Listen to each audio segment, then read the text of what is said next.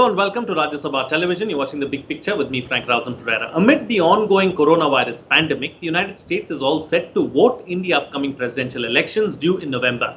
The elections are a direct contest between sitting US President and Republican nominee Donald Trump and Democratic nominee Joe Biden, who was Vice President during the Barack Obama presidency. Earlier, on July 30th, through a series of tweets, President Trump sparked a political firestorm in America after he suggested that the upcoming presidential elections should be delayed on account of the COVID-19 pandemic. Though he later clarified, saying that he does not want to delay the election, but expressed apprehensions that counting of mailed ballots could take weeks and hamper the results, leading to a compromised poll. His suggestion was immediately criticized by leaders of the opposition, the Democratic Party.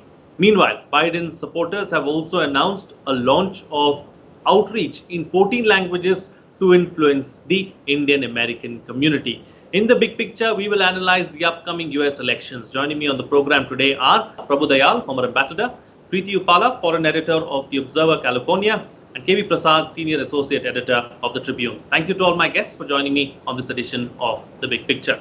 All right, Preeti, let me start the program with you first. Let's first try and understand and analyze, of course. This is the final stretch of the election in the US. What is the sense on the ground? Well, thank you, Mr. Pereira, for having me on your show. This is the most extraordinary election in US history.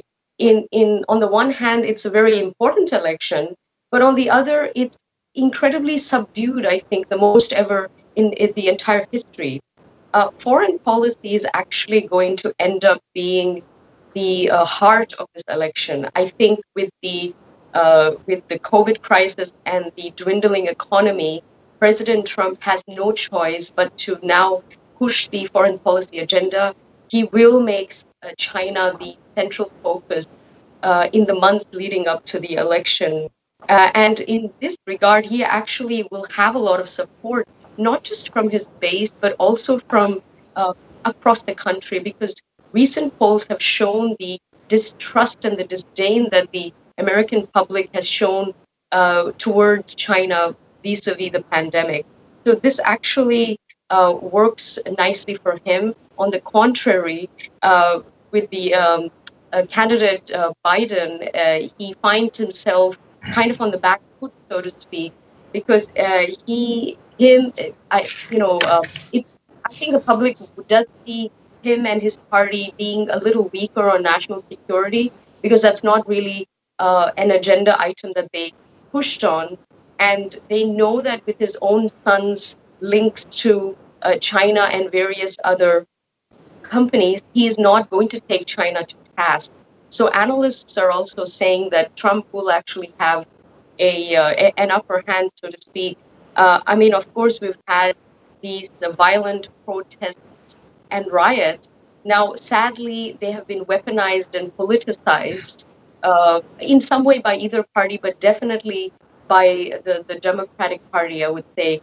And moving closer to the election, I actually predict more of these violent protests. And, I think from mid-October onwards, it's going to be sort of very vulnerable, challenging times. But in some way, if President Trump can get his base to really rally up and come out and vote, because it does seem that there will be a vote, regardless of whether people want it or not, he might find himself in a precarious situation while he might be reelected. So we shall see. The only point I also want to make is that I wouldn't be taking the exit polls for the election very seriously, because remember in 22nd, right up to the day before the election, it was a 90% in favor of Hillary, and we all know how that turned out. So I think these are very, very exciting times. It's really sort of a luck of the draw, so to speak. So I'm just as excited as everybody else to find out the fate. Absolutely. Okay. All right. Quite a few aspects brought in there by Preeti Upala. Of course, the protests, China, and everything that's been happening between the United States and China, and of course the pandemic that the entire world is witnessing and is suffering, and also subdued campaigning. KV Prasad, this is the aspect that I want to take up with you. Now, in 2016, We saw a very heated campaign between Hillary Clinton and Donald Trump. This time around, it seems far more subdued. The campaigning the rhetoric is not that high. What's different this time around, do you think? Well, I think if you look at the fact is coronavirus and the pandemic has really resulted in an outreach in terms of real campaigning that used to happen the traditional manner. So parties and campaigns are trying to build around this reality. They don't really need to have the numbers. You can't have really a town hall the way they used to have. So much so the Democratic National Convention and the Republican National Convention, which are going to happen later this month, the numbers are far reduced because of the pandemic and social distancing norms. So that is one reason why everybody is trying to find out how best you can do the outreach. Secondly, I would say that while the campaign looks subdued right now, but just wait for the conventions to get over, because we have what, 88 days from today, November 3rd being the election day, and the real campaign and when the presidential debate starts taking place and the tours begin. That's when you'll see rolling out, each one trying to stick charges against the other, take down each other on issues. Some of these issues are already flagged on the program. So this will be really the outcome. It is subdued, yes, for the time being, but as you enter the home stretch, once the convention is over, you'll see a very different kind of a campaign mode. Right. All right, Ambassador, let me bring you into the picture now. So what are the other factors that are likely to influence the elections? We've been through at least 3 or 4. What do you think is going to be one of the key factors, and what are some of the other factors that are likely to influence the polls? Well, I would like to take on whatever has been already said by the earlier two panelists, in the sense that the 3 vital issues which are going to figure in this election are firstly coronavirus, secondly the economy, and thirdly foreign policy, particularly as regards China. Now, President Trump has been blamed by the Democrats for mishandling the coronavirus situation. There are 4.8 million cases in the United States today, and there have been more than 159,000 deaths. And people are crying foul of this whole matter, and Trump is being blamed for having been very, very careless in regard to handling the epidemic when it started. Secondly, the economy has hit everybody. The economy is really in a bad shape in the United States, but of course it is also so in many other parts of the world. Now, Trump has promised to cut taxes. In contrast, Biden has promised a $3 trillion package and has offered to raise the minimum wage. So they are pandering to different sections of the American electorate. Of course, their focus on China as the evil player in this entire situation is going to be very much there. Biden had been known to be in favor of a comprehensive dialogue with China, but now his position seems to be weakening in this regard. He's changing his position, and he is beginning to take a tougher position as regards human rights violations in China. Even in regard to Taiwan, he has become more equivocal.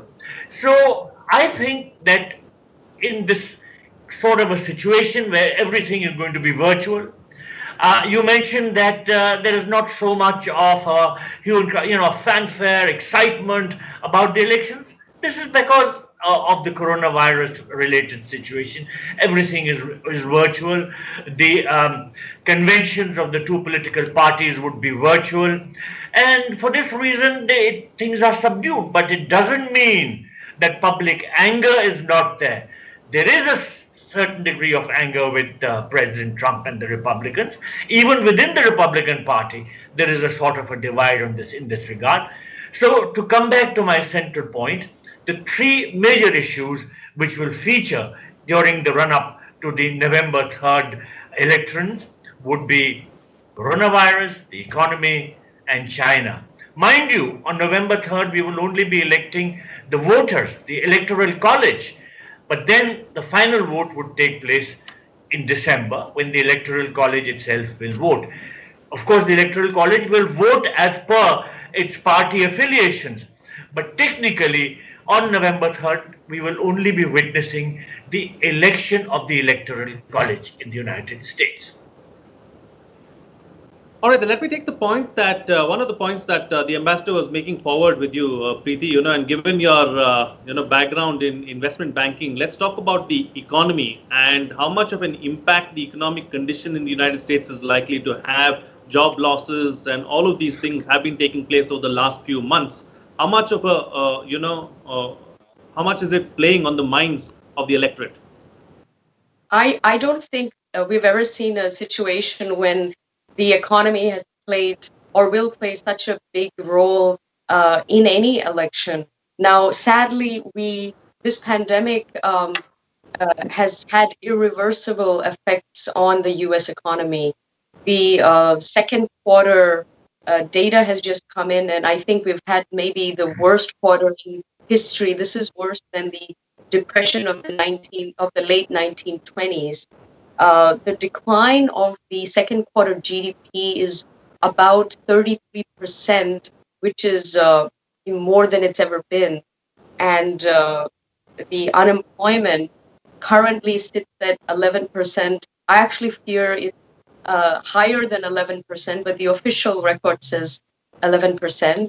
And with the unemployment benefits quickly rather, evaporating, I think the US finds itself in a really, really tight situation economically. This obviously will play on the minds of the voters.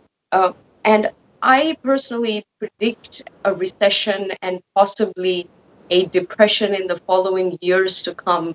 That's a big claim to make, but I just feel like all the signs are there, and it's very unfortunate that this would be the case. I think nobody had expected that a health crisis would stop the world economy in the way that it has, and completely affect, democracies and governments and even elections around the world. My fear is that more people will end up dying because of financial and economic reasons than the actual health crisis itself. Because when you look at the actual numbers, the analysts will say it's 1% fatality rate, which is very low. But the way that everything has just been halted, I don't think it's very healthy at all. It's the cases of mental depression, suicide, and mental health, I think, are increasing around the world, but especially here where there's already an opioid addiction and people are already, healthcare is the weakest, wicket of the United States in many ways. So the future does not look good. However, I think it's up to both candidates to somehow persuade the voters into trusting them that they still would do a better job than the other. So I don't know how far they'll go in that, but sadly, the economy is going to play a huge role, and it's not looking pretty down the future. Let me bring in another aspect now. We've spoken about the economy. Let's talk about this major, Black Lives Matter movement that has taken place all over the world. KV Prasad, the George Floyd death and the aftermath and the movement that we've seen, not just in the United States, but the rest of the world. How big an issue is that? How much of it is playing on the minds of the voters? And is law and order, as a situation as a whole, a problem in the United States? Well, of course, we see three strands emerging out of the crisis which happened in Minneapolis. One, of course, straight away was defunding the police. That became a big issue for a while. There was a big difference of opinion as to how that needs to be handled. That has come down to a certain extent. The temperatures on that have gone down to a bit. But the Portland crisis has come in. The way American president has used the federal police or federal force in various aspects is already reaching out. It's standing out a debate in a different kind. The Black Lives Matter has, remember, probably that is one reason why we are now talking of the American presumptive president, the Democratic Party President Joe Biden, looking at one. He has said he's going to take a woman as a partner on the ticket. So we have six names going round. They happen to be a Jamaican American, Indian American. If you like, say Kamala Harris' name is thrown on when so we have a series of names which are being talked about. So all these are outreach. Messaging has to be sent across. But I think this has gone beyond just politics because it has changed the way. I've been there and I've seen the manner in which the Hill works. But the way in which this post Minneapolis event, the things have changed, the drift has stopped in a way. I think that's something which is really amazing. I have seen for such a long time. All right. So let me bring in another aspect in as well. All right. We've got 30 minutes, so it's a short duration. Can't keep, we'll have to try and get in as many aspects as possible. I'm going to go back to a point that Preeti Upala was making during her opening remarks, something that you touched upon as well, Ambassador. The ties between Washington and Beijing have reached a low really over the recent past. Is that really going to matter to the American on the ground who's going to go and vote? To some extent, it no doubt will. And that is why both the candidates are going hammer and tongs at China. Trump has announced that he wants TikTok to sell away its unit here in the United States, and it will stop functioning there unless it is bought over by an American unit. Biden, on his part, had called the Chinese thugs. He had said that the Chinese Communist Party is a thug for having 1 million Uyghurs in reconstruction camps, which he meant, the detention camps. So both the candidates have been going very, very hard at China because I think it does matter to convey that they are prepared to be tough where China is concerned. There is a growing concern that China has taken away American jobs, that China has adversely affected the American economy, that China is playing a negative role in global affairs. So it does seem quite relevant for both the presidents to take a tough line towards China at this particular juncture. Now, once they're elected, what the line will be may be different, and that would remain to be seen, because policies evolve and presidents sometimes revisit whatever they have said during their electioneering. But at the moment, there is no doubt that projecting China as an evil power and taking a tough stance towards China does suit their electoral policies and does fit in with the dynamics of the global situation. President Trump has praised India for being tough with China because in his view, and which is shared widely, it is important to stand up to the Chinese, whether it is in terms of technology or whether it is in terms of geopolitics, whether it relates to Ladakh or whether it relates to the South China Sea. So I think the point that President Trump is making is very much the same as the Australians have been making, or as we have been making, that it is important to stand up to a country like China, because otherwise it is trying to swamp its way all over and it's imposing neo-colonialism on much of the world. So I think the China factor is going to be quite significant in the discussions relating to the US presidential elections.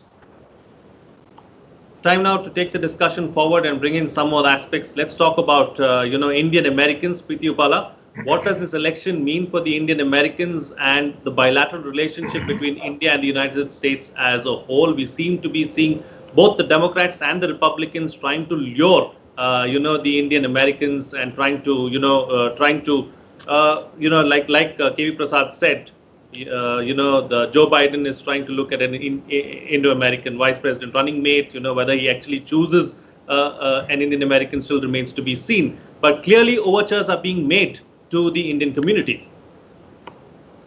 So, at 4 million, Indian Americans obviously make up only a very tiny voting or electoral group, let's say. However, I think this is one time where they will be more influential, and I think their voice will be heard more, and it will matter more because of their increasing ability to support financially candidates and just voice out their preference digitally as well as through word of mouth. I personally think Indian Americans are stuck between a rock and a hard place during this election. On the one hand, I think they align with the values espoused by the Democratic Party, freedom, liberty, liberal values. And traditionally, obviously, they voted Democrat. Almost 80% of Indians usually vote Democrat in the previous couple of elections.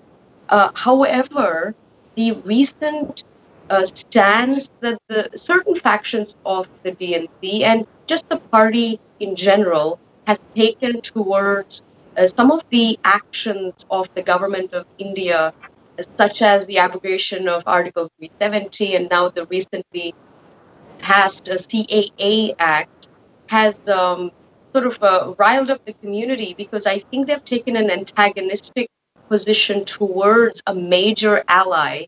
And I don't think the community is taking this very kindly. They feel, some parts of the community feel this as an attack directly on them. And, you mentioned overtures. I think President Trump is somebody who's out and out wooing the Indian American community. We've seen that he obviously shares the great chemistry with Prime Minister Modi. But when you look at the Democratic Party, even on Biden's official election manifesto, his sort of what he wants to do for the Indian American community is somewhere at the very, very bottom.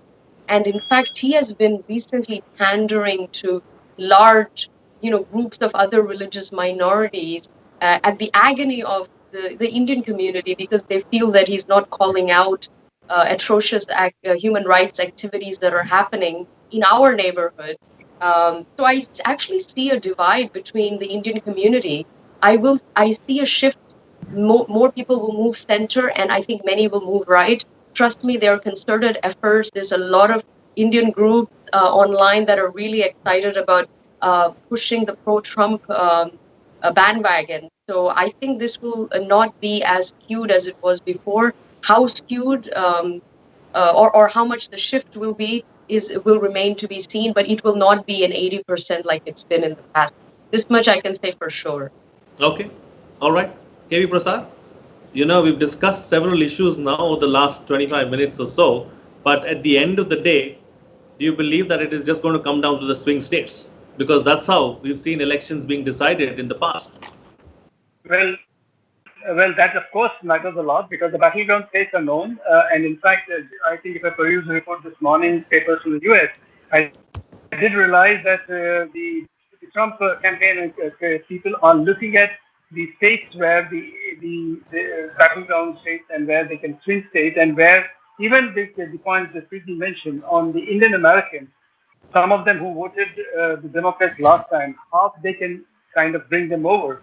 So this isn't, while the numbers may be less, but the everything matters when the numbers add up. Because one thing which is the bane of American politics as much as another is getting the voter out.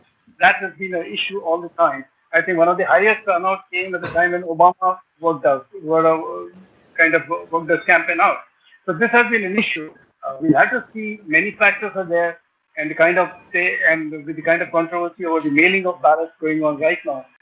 These are all factors that will add on to it. But yes, there are issues on table, and I think one issue that India and Indian Americans would always like to look at is what's going to happen on the H-1B and the immigration issue, because that's something which is again on the table. If you look at it, what President Trump's latest executive order.